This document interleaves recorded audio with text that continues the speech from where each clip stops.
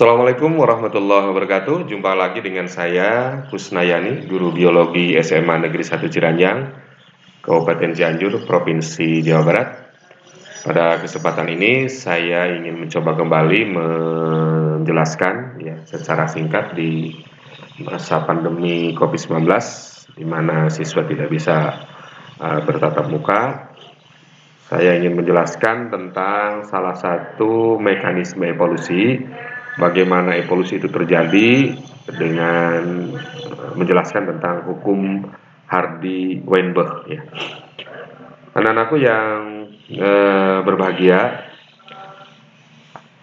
tahun 1908 ya, seorang ahli matematik berkebangsaan Inggris yaitu Mr. Hardy dan Weinberg, seorang dokter berkebangsaan Jerman, itu melakukan penelitian secara terpisah, dan dua orang ini menemukan dasar-dasar yang hubungannya dengan frekuensi gen dalam populasi.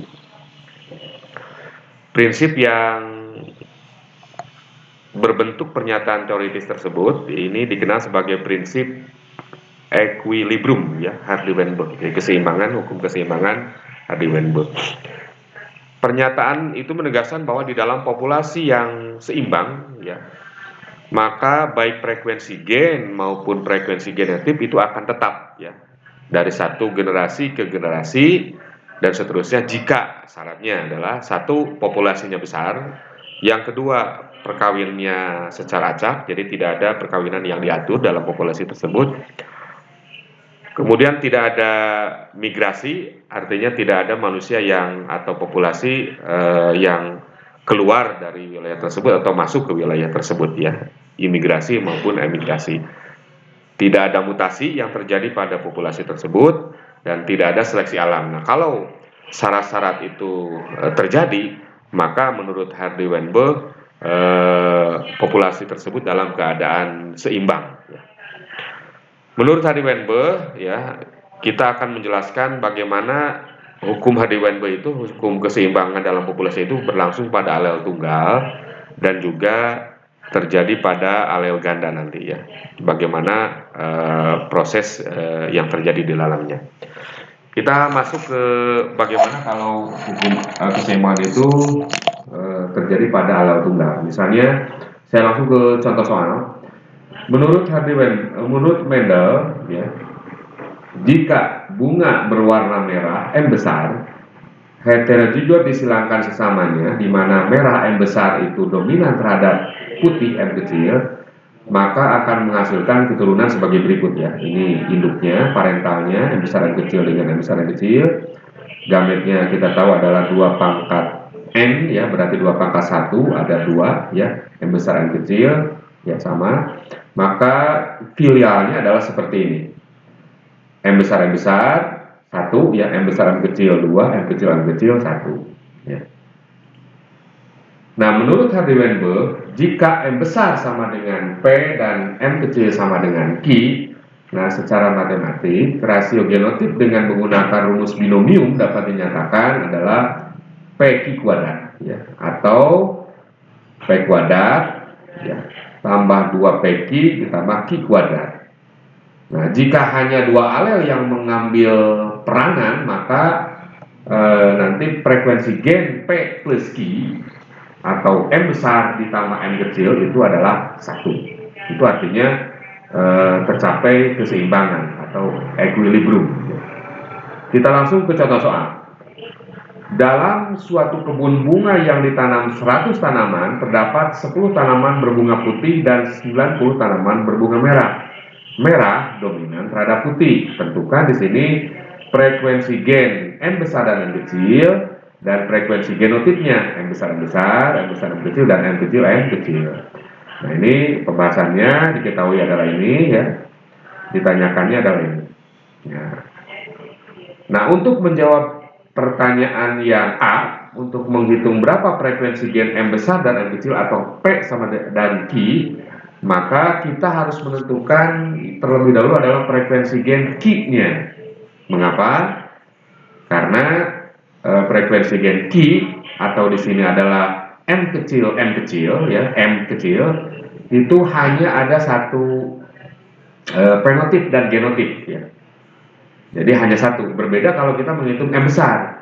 Kalau kita menghitung M besar, nanti ada dua genotipnya. Ada M besar, ada M besar, M kecil. Maka yang harus pertama kali dihitung adalah frekuensi gen yang resesif, yaitu yang M kecil.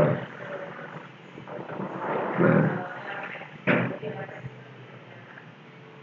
maka di sini jika M besar sama dengan P dan M kecil sama dengan Q, maka M kecil atau Q kuadrat sama dengan 10. Ini jumlah tanamannya 10. Itu adalah 0,10 ya, akar dari Q adalah 0,10. Maka Q akar dari 0,10 adalah 0,32. Nah ini adalah frekuensi gen dari Q nya atau M kecilnya. Karena P plus Q sama dengan 1, maka frekuensi gen P adalah 1 dikurangi 0,32 atau 0,68. Nah, untuk pertanyaan yang pertama, frekuensi gen M besar dan M kecil itu sudah terjawab. M besarnya adalah 0,68, M kecilnya adalah 0,32. Nah, selanjutnya untuk pertanyaan yang kedua, frekuensi genotipnya sekarang untuk menentukannya. Nah, ini tinggal memasukkan saja ke dalam rumus binomium ya. P kuadrat 2PQ Q kuadrat atau M besar kuadrat 2 M besar M kecil dan M kecil kuadrat. Nanti tinggal 0,68 kuadrat ditambah 2 kali 0,68 kali 0,32 ditambah 0,32 kuadrat. Ini adalah 0,46, 0,44 dan 0,10. Jadi frekuensi genotip M besarnya adalah 0,46, M besar M kecilnya 0,44 dan M kecilnya adalah 0,10. Ini sudah terjawab untuk pertanyaan frekuensi genotip M besar M kecil dan M kecil. Nah, sekarang bagaimana hukum Hardy-Weinberg ini kalau terjadi pada alel ganda ya? Menurut Hardy-Weinberg ya, untuk alel ganda rumus yang digunakan adalah PQR kuadrat ya. Nah, ini rumus ini diterapkan misalnya pada golongan darah sistem AB 0. Jadi rumus PQR kuadrat ini jika kita jabarkan adalah sebagai berikut ya. P kuadrat, Q kuadrat, R kuadrat, 2PQ, 2PR dan 2QR. Ya, ini ada di dalam pelajaran matematik ya. Sebab hukum Hardy-Weinberg ini juga salah satunya adalah dicetuskan atau ditemukan oleh ahli matematik. Nah, kita tahu sistem AB 0 itu ada 4 fenotipnya, A, B, AB, dan 0. Nah, genotipnya ini ya, untuk A, IA dan IAI 0, B, IB dan IBI 0, AB adalah IA dan IB, O adalah I0 dan I0. Nah, rumus yang digunakannya, jika IA sama dengan P, IB sama dengan Q, dan I0 sama dengan R, maka untuk rumus yang digunakan untuk genotip IA adalah P kuadrat. Untuk IAI0 adalah 2PR. Ya. Kita tahu IA adalah P, I0 adalah R gitu. Ya, karena di sini genotip dari fenotip A ada 2 ya. Jadi bisa menggunakan rumus. Kalau yang ditanyakannya nanti genotip IA, maka gunakan rumus yang ini. Kalau yang ditanyakannya adalah IAI0 genotipnya, maka gunakan 2PR dan seterusnya. Ya. Nah, dari rumus di atas itu bisa dipecah ya menjadi 2. Karena golongan darah A itu punya IA dan I0, maka kalau ini dijabarkan, dipecah, itu menjadi PR kuadrat sama dengan jumlah orang yang bergolongan darah A ditambah O ini kuadrat ya. Nah, nanti kita cari ya, kalau ini P plus R, maka nanti akar dari berapa populasi golongan darah A dan O. Maka P-nya, nah ini frekuensi gen P-nya itu adalah akar dari jumlah populasi orang yang bergolongan darah A dan O dikurangi frekuensi gen R. Jadi tetap ini yang R dulu yang harus ditemukan, dicari dulu frekuensi gennya. Kemudian untuk golongan darah B yaitu ada IB sama dengan Q ya. Golongan darah B kan ada IB dan IBI 0. Jadi ada Q plus R kuadrat. Dan nanti dijumlahkan berapa golongan darah B populasinya dengan O. Maka QR sama dengan akar dari B plus O. Maka frekuensi gen P-nya adalah akar dari jumlah populasi dari orang yang bergolongan darah B ditambah dengan populasi orang golongan darah O dikurangi nanti frekuensi gen R. Nah, ini sudah ketemu untuk P dan Q-nya. Tinggal nanti untuk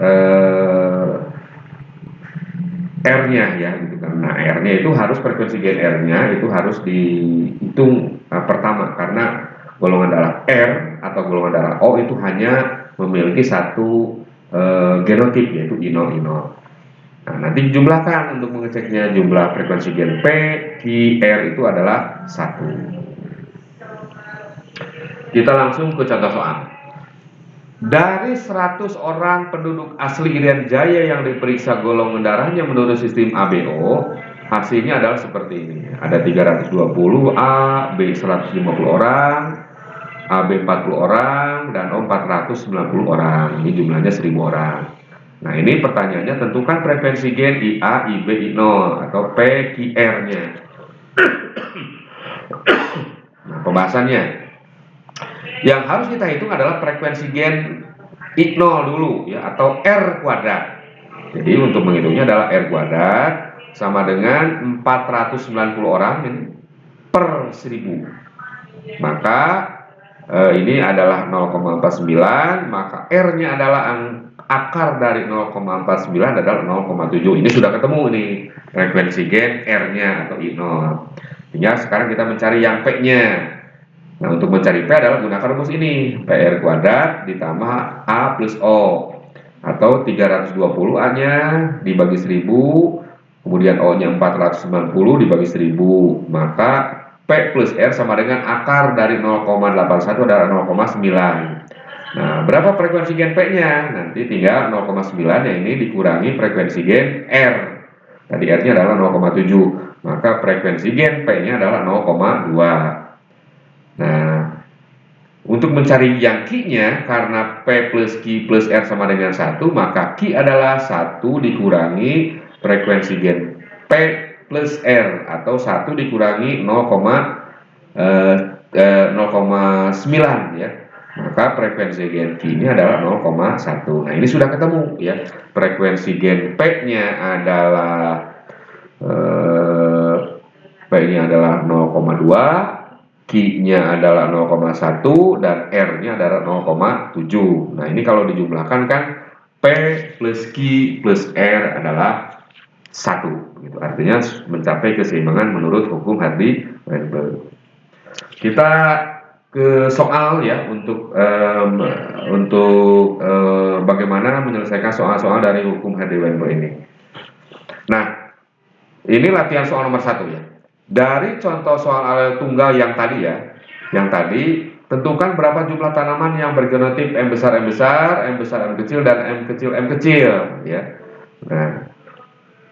Nah untuk nomor 1 ini ya, tadi kan frekuensi gen P-nya adalah 0,68, Q-nya 0,32 ya. Jika M besar adalah P, M kecil adalah Q ya, maka berapa yang M besar M besar, M besar M kecil, M kecil M kecil. Nah, ini tinggal memasukkan saja, mensubstitusikan ya pada P kuadrat, 2PQ dan Q kuadrat. Jadi nanti untuk M besar M besarnya berarti P kuadrat atau 0,68 kuadrat. Ini ada 0,46. Untuk M besar M kecilnya adalah 2 kali 0,68 dikali 0,32 sama dengan 0,44. Untuk M kecilnya berarti Q kuadrat adalah 0,32 kuadrat sama dengan 0,10. Nah, ini tinggal dikali saja 100%. Karena jumlah tanamannya 100 kan? Maka jumlah tanaman yang bergenotip M besar adalah 46 tanaman. M besar M kecil adalah 44 tanaman dan M kecilnya adalah 10 tanaman ya. Jadi ternyata kalau dihitung menurut hukum Hardy-Weinberg jumlahnya yang M besar itu jumlahnya lebih banyak dibandingkan dengan yang M besar M kecil. Sekarang ke soal nomor 2. Dari contoh soal alel ganda yang golongan darah tadi ya, tentukan berapa orang yang bergenotip IAIA, IAI0, IBIB dan IBI0 ya. Ini nomor 2. Nah, tadi kan sudah ditemukan ya, sudah diperoleh. Frekuensi gen IA-nya adalah 0,2, IB-nya 0,1, ini Q-nya, ini P-nya, I0-nya adalah 0,7. Nah, yang ditanyakan kan berapa orang yang IAIA ya, genotip golongan darah A yang bergenotip IAIA dan IAI0, dan B-nya IB-IB dan IB-I0. Nah, ini tinggal masukkan saja. Untuk IAIA berarti P kuadrat sama dengan 0,2 kuadrat kali jumlah populasinya 1000. Jadi jumlahnya ada 40. Untuk yang IAI0 berarti gunakan rumus 2PR. Artinya 2 kali 0,2 kali 0,7 kali 1000 ada 280. Nah, ini kalau dijumlahkan berarti 320 orang. Ini sesuai dengan orang yang bergolongan darah A ya, itu jumlahnya ada 320 orang ya. Kemudian yang golongan darah IB-IB ya, yang genotipnya IB-IB berarti Q kuadrat. Berarti 0,1 kuadrat kali 1000, ini ada 10. Yang IB-I0-nya berarti 2 QR atau 2 kali 0,1 kali 0,7 kali 1000, ini jumlahnya 140. Nah, ini kalau dijumlahkan adalah, cek saja, ini adalah 150. Ini sesuai dengan soalnya. Ya, golongan darah B itu jumlahnya ada 150 orang begitu.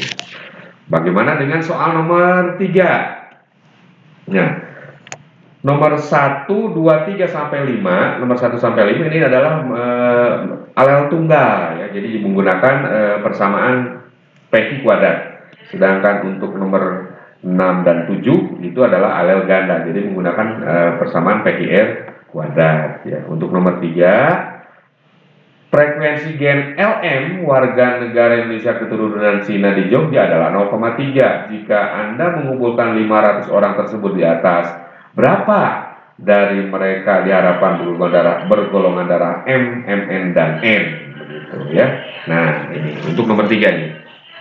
Ini kan sistem MN ya, ini alel tunggal ya. M-nya berarti P kuadrat, MN-nya berarti 2PQ, maka N-nya adalah Q kuadrat. Jika M sama dengan P, nah ini sudah diketahui tadi di dalam soal, frekuensi gen M-nya, LM-nya adalah 0,3, maka Q-nya adalah 1 dikurangi 0,3 adalah 0,7. Nah, yang ditanyakan di sini adalah berapa yang bergolongan darah M, N, dan MN. Nah, ini tinggal masukkan saja ke rumus ini. Untuk M berarti gunakan rumus P kuadrat, untuk MN 2PQ, untuk N adalah Q kuadrat. Jadi nanti tinggal kalikan 0,3 kuadrat kali 500 jumlah populasinya ya, kali jumlah populasi. MN-nya berarti 2 kali 0,3 kali 0,7 kali 500. Untuk N-nya berarti 0,7 kuadrat kali 500, ini ada 45 orang M, MN-nya ada 210, dan ini adalah 245. Nah, ini kalau dijumlahkan adalah 500 orang, sesuai dengan soal nomor 3, populasinya ada 500 orang ini untuk mengeceknya ya. Nah, kemudian untuk soal selanjutnya, untuk soal nomor 4, nomor 5, nomor 6, nomor 7, silakan kalian pelajari pembahasan di soal ini ya, untuk hukum Hardy-Weinberg sampai dengan nomor 7. Insya Allah kalian akan memahaminya. Demikian untuk salah satu mekanisme evolusi ya yang terjadi menurut hukum Hardy-Weinberg. Jadi menurut Hardy-Weinberg, jika populasinya besar, kemudian perkawinannya acak, tidak ada imigrasi dan emigrasi, tidak ada mutasi dan tidak ada seleksi alam, maka itu jumlah frekuensi gen P plus Q atau P plus Q plus R adalah 1, artinya tetap seimbang, itu artinya tidak mengalami evolusi. Demikian penjelasan singkat mengenai hukum Hardy-Weinberg, mudah-mudahan bermanfaat ya. Salam untuk keluarga kalian, tetap semangat, tetap tekun. Assalamualaikum warahmatullahi wabarakatuh.